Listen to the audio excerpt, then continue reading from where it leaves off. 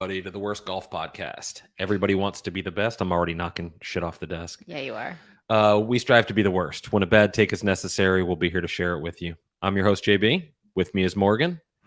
Hey, everybody. She's going to spend a lot of her time off camera. Not today, really. We got quite a few topics with you, but she's there to keep me in line with all the buttons. Before we get started, I'm not going through this whole smash the like button, subscribe. Like people know, they know what to do. Yeah, like the video, subscribe, like leave comments, all that good stuff. Exactly. Interesting show to start with because, as we alluded to last week, we had family. Yes, family. No, I'm married into that. It's family. I guess you don't need the finger quotes. No, it's family. Like that's for real. For the last week up until yesterday. Yes. Family's dirty. No. I mean, the family's not dirty. They're just kids. They're kids. Yeah, exactly. You have a 1-year-old who, I mean, what is she going to do? She doesn't know. Projectile vomit. Well, a couple times. Yeah, but that happens. No, but Arrow, he thought it was like the greatest thing ever. He misses them. I mean, I miss them too, but Arrow misses them because he's like, where's all the food on the floor?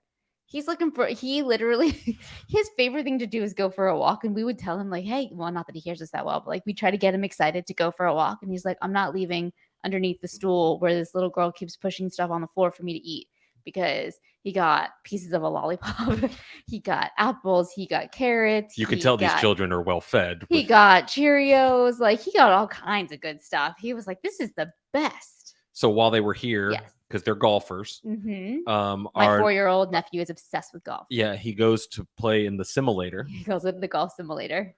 And plays golf, hits balls. He brought his clubs with him. He brought his clubs from San Diego with him. And then they took a trip to TPC Sawgrass, and he got us these little coasters for the podcast studio. They're really cool too. They're yours is like shining all. I know. I'm trying to yell at you to yours. They're actually like 3D. Yeah, so those should be pretty good. And since I'm taking in some caffeine for this episode of Uptime, which we call Up Dog, but that's neither here nor there. We're idiots. What can we say?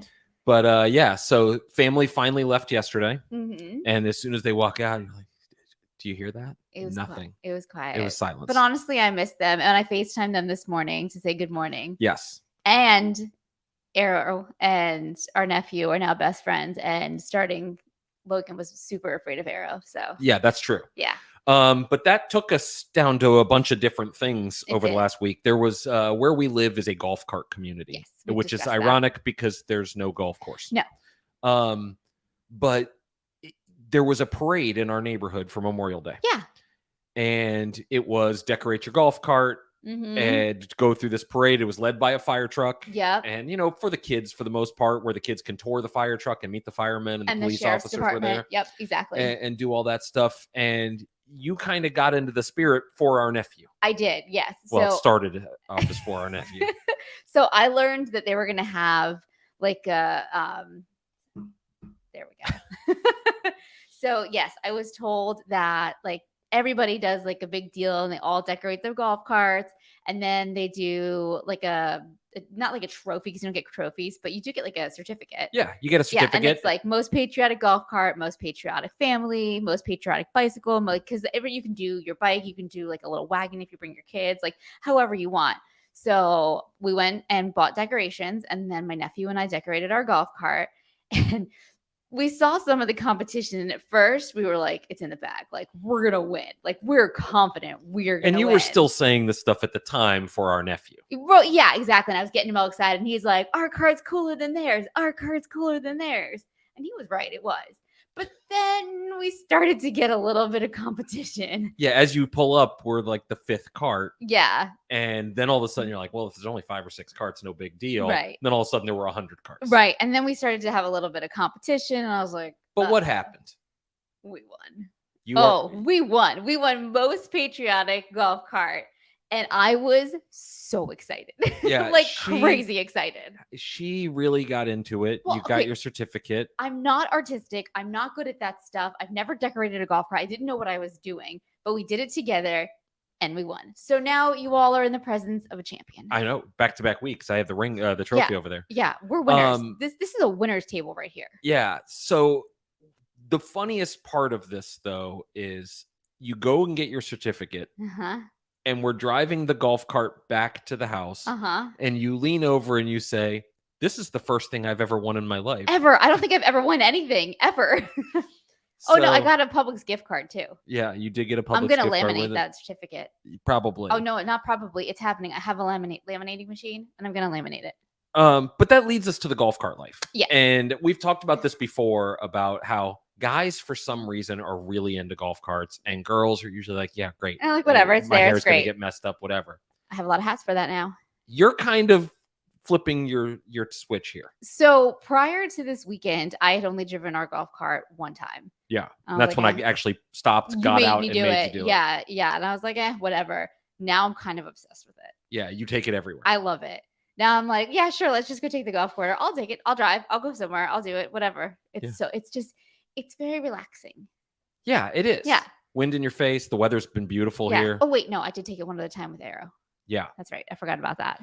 Arrow does love the golf cart. He does love the golf cart. You open up the garage and now he just goes inside and jumps on it. And I'm like, no, it's just throwing trash away, bud. Yeah. So you're all the viewers, listeners, you are a champion. Yes. You have their certificate to prove it. I think you should get a parking space. I do. I absolutely think I should we're get a gonna have to talk to somebody about that. Maybe you can work that out. Yeah. Maybe like my picture up at the pool or something. No, nobody wants that actually. No.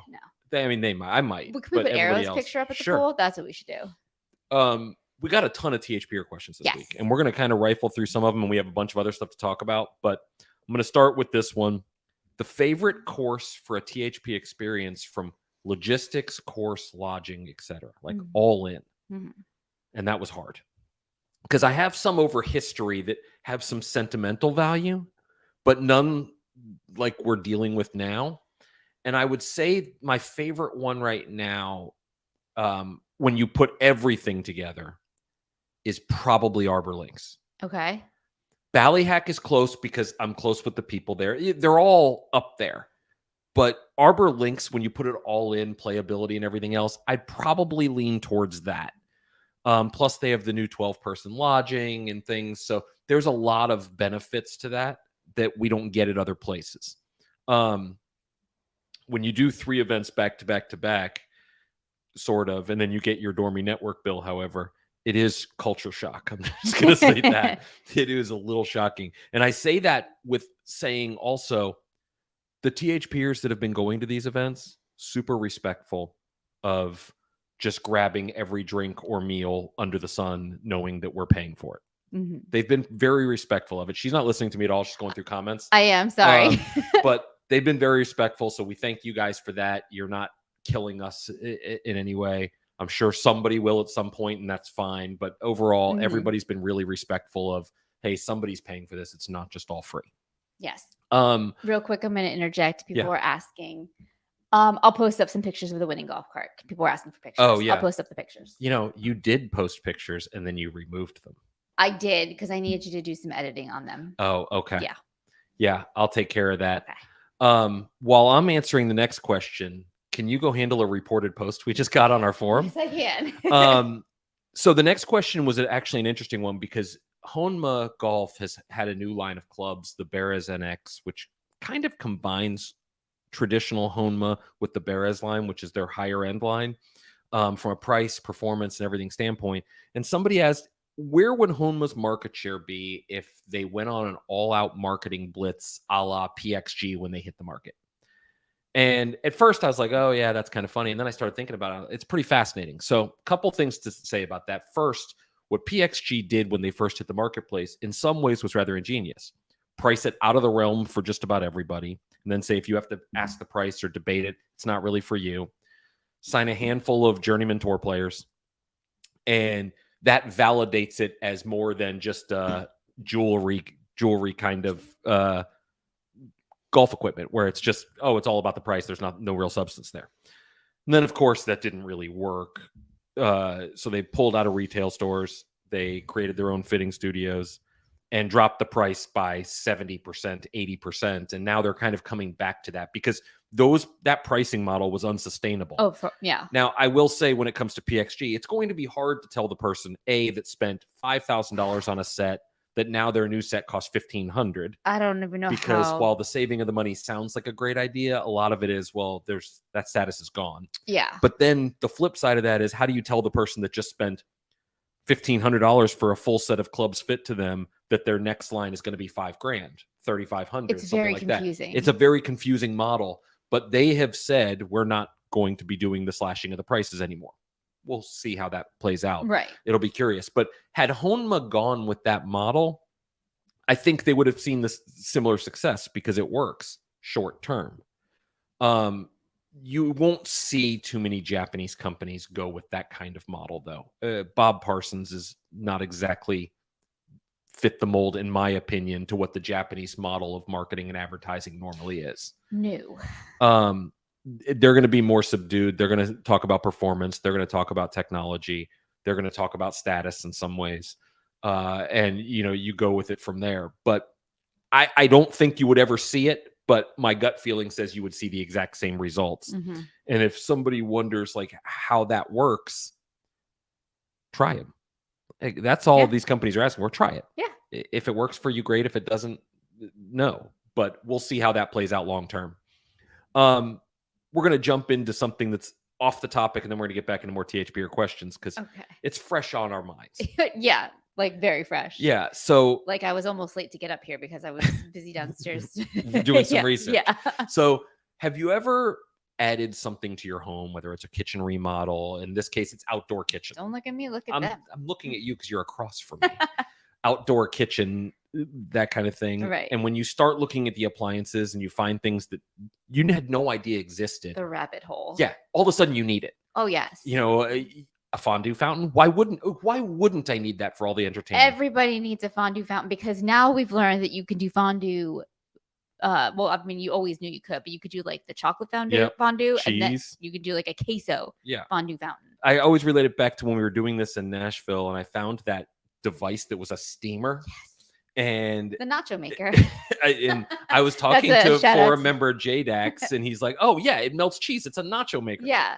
It's not designed for anything like that, but now I need it. Now it's a nacho maker. And what's the other one? The beefer, the beefer, right? The beefer, which will cook a perfect steak in 60 seconds because it gets to 1,000 degrees. It's basically the consumer version of what they use it, like the high-end steak. Yeah, it's a salamander. It's a salamander with extreme high heat. Yeah. But I'm going through this rabbit hole, and now I need all of these. Mm-hmm. And it's not an infinite amount of space. Eventually you run out of space or funds because these things are not cheap. No. I see Dax in the comments saying nacho maker. Yes. Yes. But I'm going down that rabbit hole right now of pizza ovens. Yes. Because, obviously everybody needs a pizza oven. Right. But now you're like, but should the pizza oven serve multiple purposes? Yes. And should it also be kind of like a regular oven? Because, summer times in Florida are hot. So you could use it outside. I don't know. That's kind of my thing. Like I'm down this rabbit hole of no return. So I'm asking the people who are watching or listening, like, what's your rabbit hole when it comes to outdoor kitchen stuff? We actually introduced our 4-year-old nephew to YouTube for the first time for pizza oven. And now he thinks that YouTube is where you watch videos where people make pizza. Yeah, that's what he thinks YouTube is. Yes, exactly. But yeah, so like if you've ever done the search for a grill, whether it's outdoor kitchen or just a grill or a griddle or whatever, any product, like what's your rabbit hole that you head down for this stuff? And do you literally sit there and watch people cook? Because it's kind of both horrifying and awesome. Yeah, and then like seriously, and then you look at their backyard and like, you're filthy. So, or clean your grill, or like just whatever like product they're using. You're like, have you ever cleaned that thing? Yeah, ever. I saw one yesterday, and I told you I was like, that grill is effing disgusting. Yeah, see that? Yeah, I'm proud of you. Effing disgusting. Clean your grill. Yeah, it's not hard. How many hours of your life have you lost doing that? I can't imagine a lot. I guarantee you've lost a lot. And I saw somebody in the comments talk about, pizza oven, just get the attachment for the grill, or that's not what I'm looking for here. Yeah. I am going full bore. You're in it to win it. 1,000 degrees, but I need it also to be able to go down to 450 degrees for my delicate palate. Right. Yeah. Right. For all those breads you want to bake. Yeah. So speaking of food, yes. And a fun little segue here. Okay. Commercial jingles. You got a big old bowl for $5. That one is constant. If you watch the NFL Network, you are going to see that KFC commercial over and over and over again. So many times. Mine is the Whopper. All it makes me want Burger King, which is kind of funny. So, if Hibbs is in the chat, he knows. He knows he wants one. And now the new one that I get all over the internet is the Enchilada thing for Taco Bell. What is that? It's amazing. Okay. It's basically what dreams are made of. Is it an enchilada and a burrito? Basically. Enchilada? Yeah. Okay. Yeah. and it's awesome. But isn't a burrito just a bigger enchilada No, anyway? you're embarrassing yourself at this point. No. Sorry. Get your Taco Bell lingo down. Just give me the queso and I'm good. Like I don't really Taco need Bell queso. No, not Taco Bell queso. I'm just Taco talking Bell queso. Do they I mean, make it's better queso? than they make the cheese sauce, and that's better than Chipotle's queso. But isn't cheese sauce queso? You're gonna get murdered for saying that. Isn't cheese sauce queso? I mean, yes, but that's like the nacho Are we splitting cheese. hairs here? Like what's happening? If you go to a baseball game and you get nachos, it's the chips and the cheese. Right. That's what you get at Taco Bell. Oh, okay. I mean, it's not bad, but it's not. It's still better. It's than not the white Chipotle's cheese queso though. No, that's the good stuff. That is the good stuff. Yeah. But commercial jingles, you can pretty much sing off every commercial jingle, whether it's the drug companies. Oh, the drug companies are so bad. Because if you watch sports, NFL and golf and things like that, like we do, that's what's on. Well, yeah, and you don't even realize it because you start doing other stuff, but it's just like it gets into your head. Yeah, and then you're just like, I don't have diabetes, but I kind of want this. Yeah. Yeah, it works. No, not diabetes. But no, the drugs. Obviously, I don't think anybody wants diabetes. Yeah. And if you have it, there's a lot of drugs for it. There is. Yeah. Get your A1C down. Yeah. Get your A1C down with Rebelsis, right? Yes, with Rebelsis. Sponsored by? Not at all. No. And won't be. Right now on the THP forum, and for anybody who's listening to it this week, we have signups for the Victory Cup. Yes. That is an event with Mizuno, and it's going to be played this year at Victoria National, which I'm not a course rating guy. I think all the course ratings are effing bullshit. I think they're nonsense. I don't like them. I think it's groupthink shared repeatedly by people who are entitled. Again, not specifically an individual rater I'm speaking to, just in general. It's not my thing. Some people like them, so we tell them it's a top 50 course. Sure. It's not mine. You're going to get to play with Chris Fashal and Walker Slayton. So Chris Fashal and Walker are, I'll call them opposites, but that's not really the way it is. Like one's ball soft goods, one's hard goods on the product side. And they're both coming to the event just like last year. And you're going to be on either Team Vosh or Team Walker, not Texas Ranger, although that is his forum username. And you're going to play Victoria National, and you're going to get new Mizuno equipment, which I was hopeful we could discuss on sign up day, but we can't. That's a no. It's going to be amazing though. It's going to be really good. The winning team's also going to get a little bump and bonus. And I see Roe in the comments say great dudes. Yeah, they are. They're really good guys because we talked about this in the past when it comes to our events, having people that get it. Yeah. They are open books. They will answer anything you throw at them. It's an amazing kind of thing to watch those two speak to the group and just no holds barred, anything goes. And they'll be up front like, hey, don't post this stuff, or feel free to post anything. But I wanted to mention the course because it is, shall we say, hard. Yes, it's a tad difficult. So I pulled up my card from when I played there with Danny. For some reason, it was in my golf bag. Can't even begin to tell you why. And we played the first round there from 6,400 yards, which is not very long. No.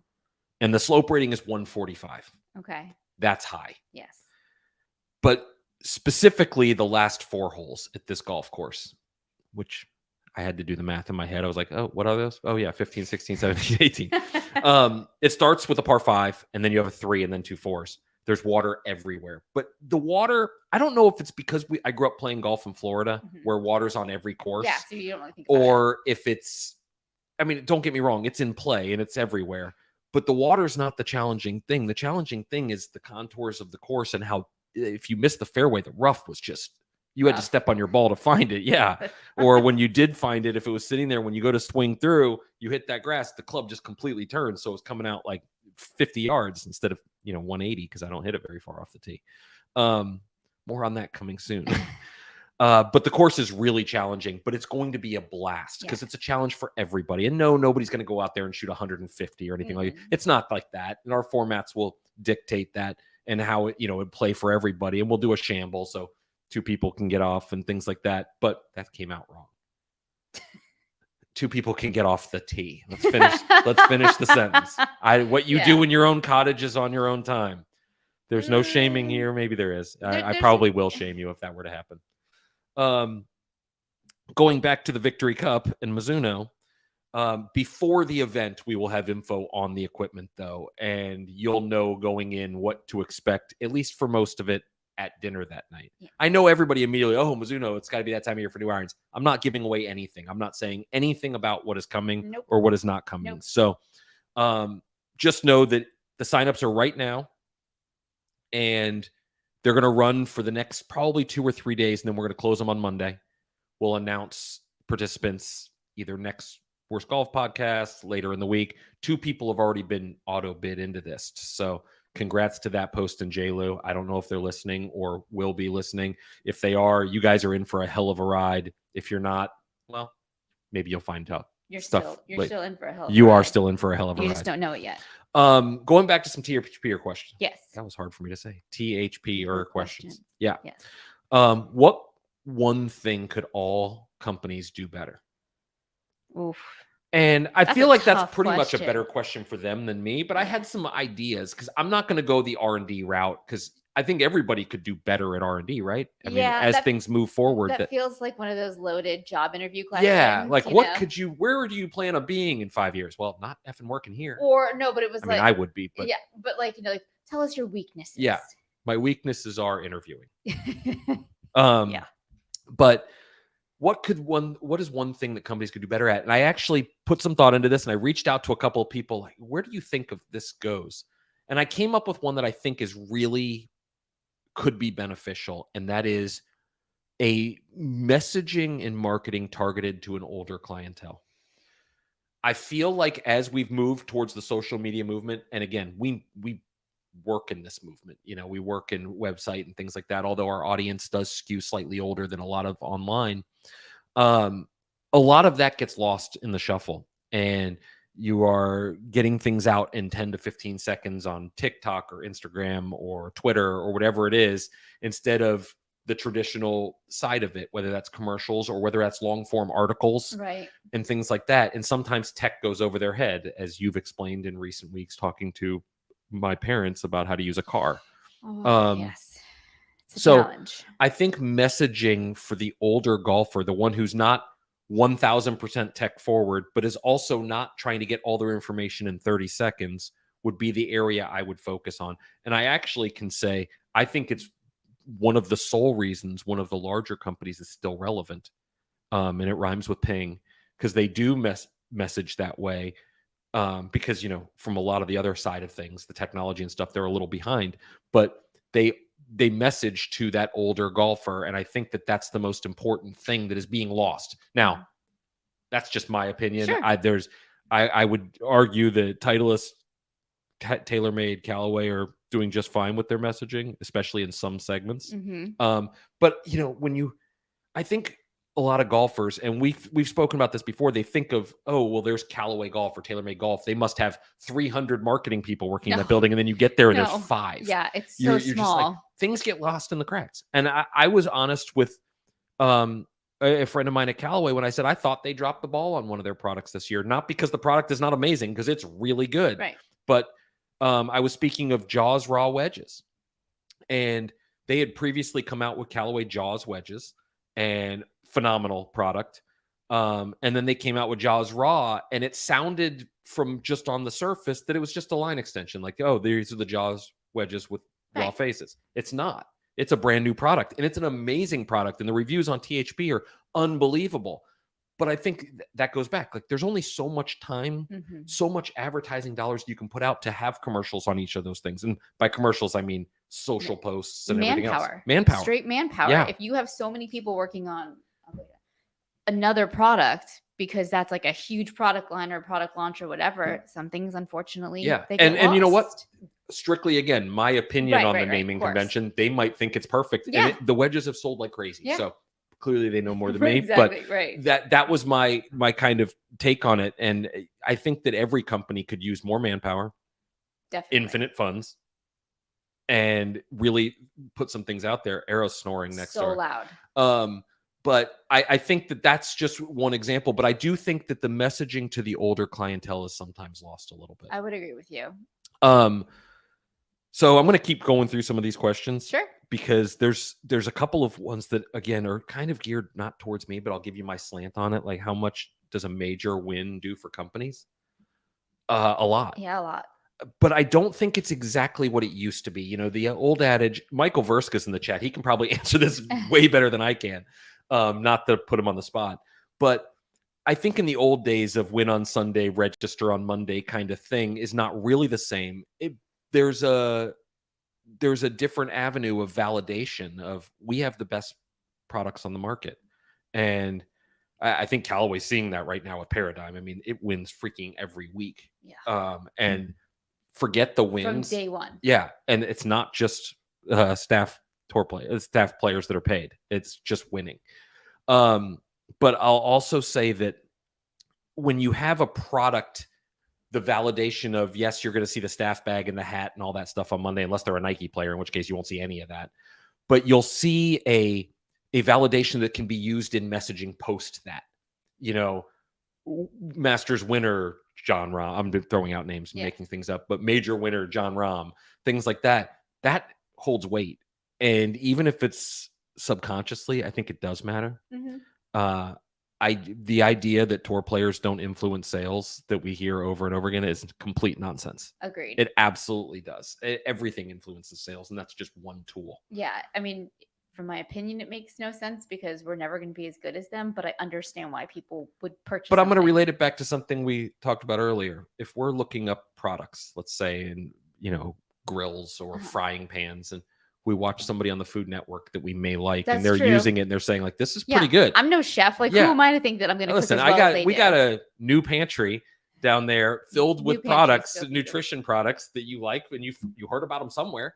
I did. Yeah, so you're right. We're all guilty of it. Yeah, in our own way. I'm not anti-marketing because I love marketing in a lot of ways. Other than Big Condiment, they're on my shit list. He went on a rant about that this weekend. It's because it's Cats Up.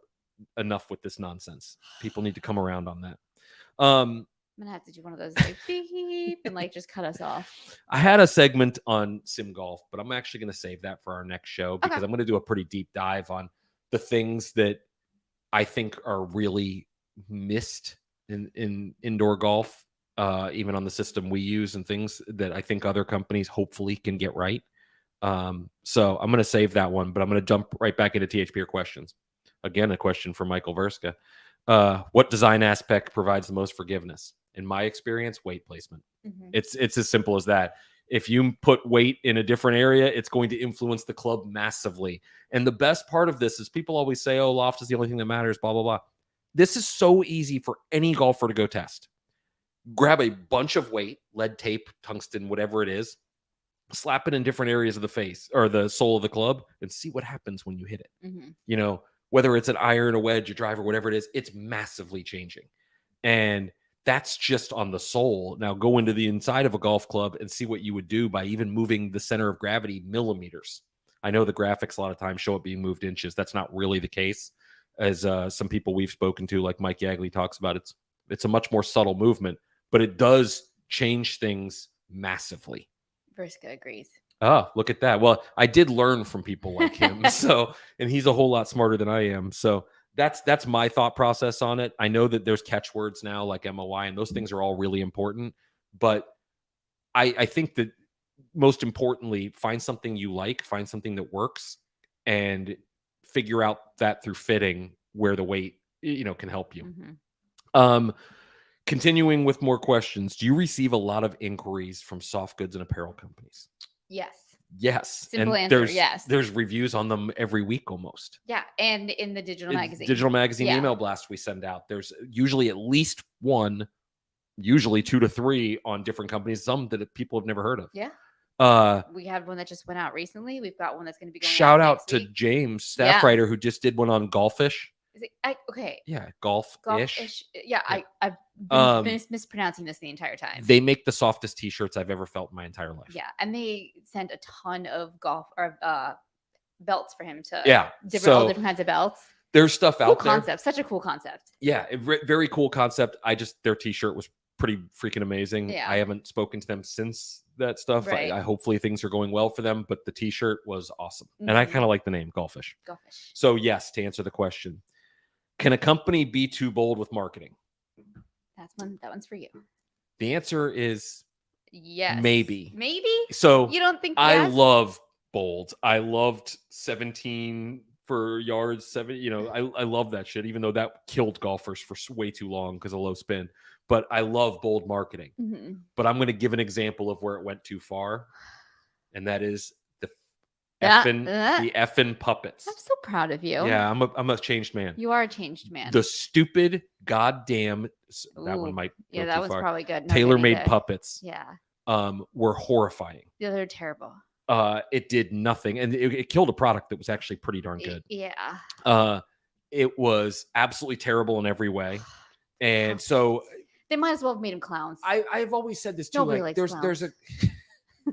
There's a fine line between being fun and funny and just shitty advertising. Yeah. And that was just shitty advertising. Yeah.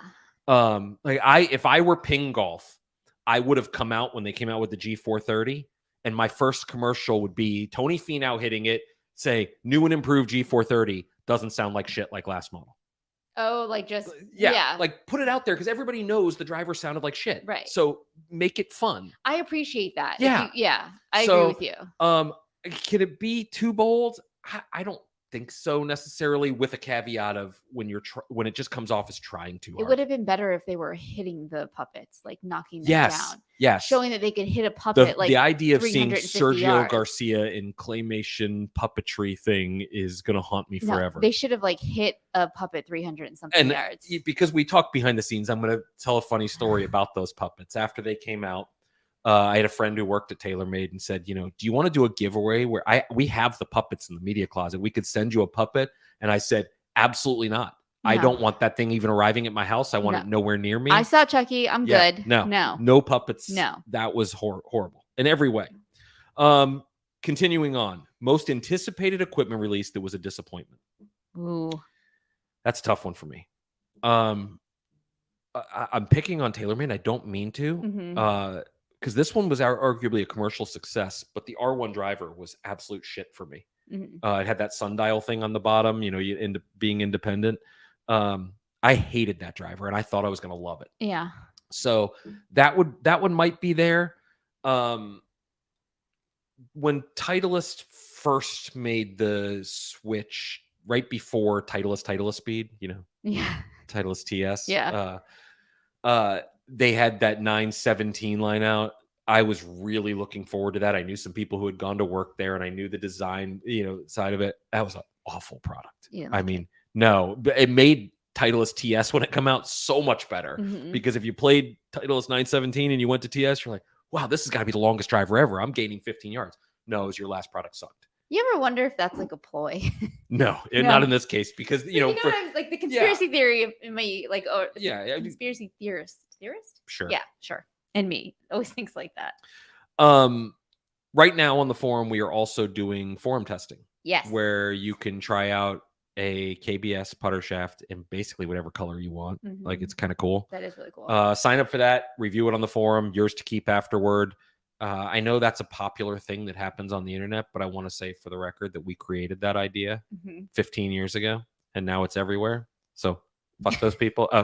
I was doing so well. So you made it through the whole show last week. Those people who stole our idea, but it's used to it. They do all of them. We have the US Open right around the corner. We sure do. And I always try to do fun contests for the majors. Like we did the Callaway bag for the Masters that you couldn't buy. You could not buy that thing. No. It was a limited edition. There weren't a lot made, used by the tour players in the par 3 contest. So we did that one. We have a Srixon one coming up for the US Open. That's awesome. Everybody's so excited that you dropped an F-bomb. Oh, sorry. Yeah. See what you've done to me. Shame on them. But we have a Srixon one. I can't give away what the prize is for looks, but I can say it's a limited edition staff bag. But that's not all. There's more coming with it, including equipment. So it's an unbelievable prize. Yes. That reminds me of going back to the thing about can you be too bold? I thought Srixon's bold claim of we're the longest blah, blah, blah independent testing was brilliant. Right. People weren't talking about that driver as much as they should be. It was a good product, is a good product. That's not too bold. No, I thought it was great. I don't know if it gets people to go try it, but to me, if I read that like on a place like THP and then I go to a store and I see it, curiosity. It said it was the longest. I'm going to give it a try. Yeah, why not? I mentioned Arbor Links earlier in the show. I am headed to Shaft Up next week, and there'll be a contest that'll kick off on that. I believe on Saturday. It might be Sunday, but I believe on Saturday. Could even drop it on Friday. Never know. We'll see. Got to pay attention to the forum. Where if our lucky participants are going to beat Danny and I, we've been on a little bit of a run, which is rare because we lost a lot over the years, majority of them. But we've been on a little bit of a run. I'm not feeling it this time though. And Danny, geez, everyone's like, here we go. Danny actually texted me. He's having some issues as well. So just follow that. But we're going to be at Arbor Links, which if you have not followed a live thread from Arbor Links, this place is unreal. And we are going to have a contest where you can pick the winner. But I'm going to tell people to follow along because there's going to be some pretty cool stuff at Arbor Links next year as well. Okay. Just throwing that out there to people. No show next week because of my travel. Yeah, exactly. And let's be honest, I'm probably going to be going down an outdoor kitchen rabbit hole. Yeah, for sure. He's going to. We already started. Yeah, we started. Yeah. I mean, he already sucked me into it too, and I was like, "This is all you were all in from the beginning." No, I said, "This is your domain." The next thing I know, I'm sitting here doing research too. So no show next week, but 2 things coming up. First, off course tomorrow. If you like hardcore equipment talk, you want to listen to this show. Dan has Terry Kaler from Edison on. It's about Edison, but it's not really about Edison. They dive in really hard on tech talk. And if you're a hardcore nerd like I am, thank you. Tune in. You want to tune in. So for myself and Morgan, thanks for tuning in this week. Again, big week next week with contests and everything. See y'all in 2 weeks. We will be back. Bye, everybody. Bye, everybody.